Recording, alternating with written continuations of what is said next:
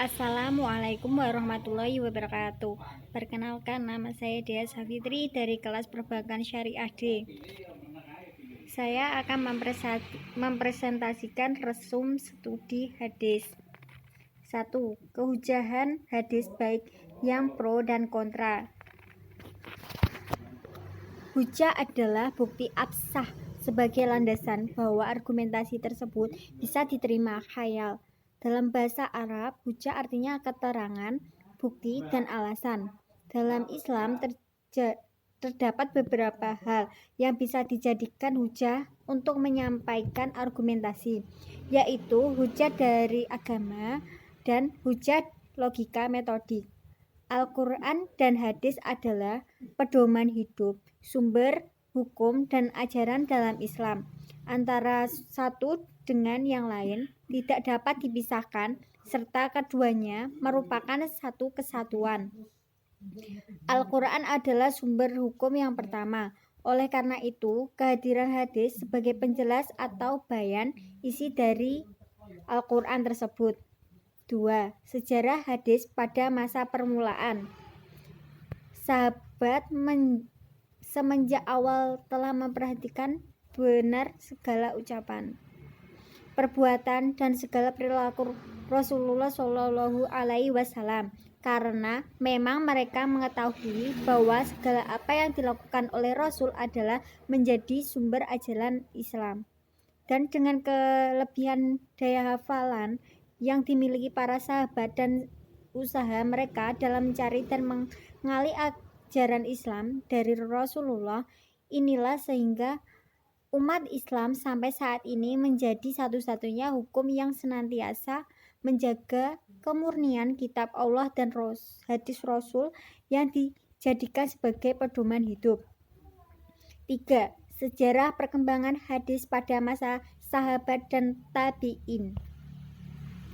Sahabat yang meriwayatkan hadis dari Nabi, tabi'in artinya pengikut, yaitu orang Islam yang masa hidupnya setelah para sahabat Nabi dan tidak mengalami masa hidup Nabi Muhammad.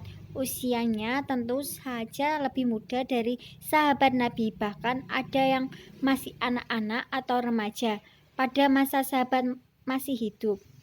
Kehati-hatian dan usaha membatasi periwayatan dan penulisan hadis yang dilakukan para sahabat disebabkan karena mereka khawatir terjadinya kekeliruan dan kebohongan atas nama Rasulullah Shallallahu Alaihi Wasallam, karena hadis adalah sumber ajaran Islam setelah Al-Quran. 4. Kitab-kitab hadis dan kedudukannya. Seiring dengan perkembangan zaman, pembukuan kitab-kitab hadis pun juga turut berkembang, sesuai dengan bertambahnya para ulama yang membukukan hadis. Dengan perkembangannya pembukuan hadis, maka bertambahnya pula bentuk dan jenis-jenis kitab hadis. Jenis-jenis kitab hadis yang banyak digunakan oleh Islam antara lain kitab jami, kitab sunan, kitab musnad, kitab mujam, kitab musyikhat, kitab ajna, kitab arba'inat, kitab afrad, kitab mu'atadah, kitab mustajrod, kitab ilah, kitab atfa, kitab al-rajim, dan lain sebagainya. 5. Sejarah perkembangan kodifikasi hadis. Jika dilihat perjalanan perkembangan hadis dari masa Nabi, sahabat, tabi'in, hingga kontemporer mengalami sebuah perjalanan yang sangat signifikan. Berawal dari hadis yang disampaikan melalui lisan, dengan lisan hingga perkembangan menjadi tulisan. Dikarenakan hal tersebut adalah kekhawatiran akan kehilangannya hadis Nabi Shallallahu Alaihi Wasallam, tentunya penulisan tersebut memerlukan waktu yang lebih lama daripada saat pengkompilasian Al-Quran.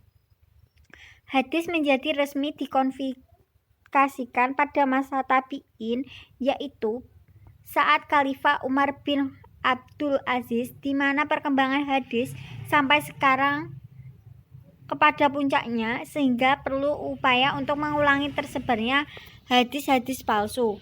Perkembangan hadis menjadi sangat pesat setelah hadis dikonfirmasikan. Hal ini terbukti dengan munculnya kitab-kitab hadis dan tren keilmuan yang berorientasi sebagai penyeleksi hadis atau penjelasan yang terkutat pada kritik sanad dan manat hadis. Sehingga kini seiring perkembangan zaman di era digital, hadis sudah dikemas sedemikian rupa menjadi aplikasi agar dalam pengajian hadis menjadi makin mudah. Terima kasih.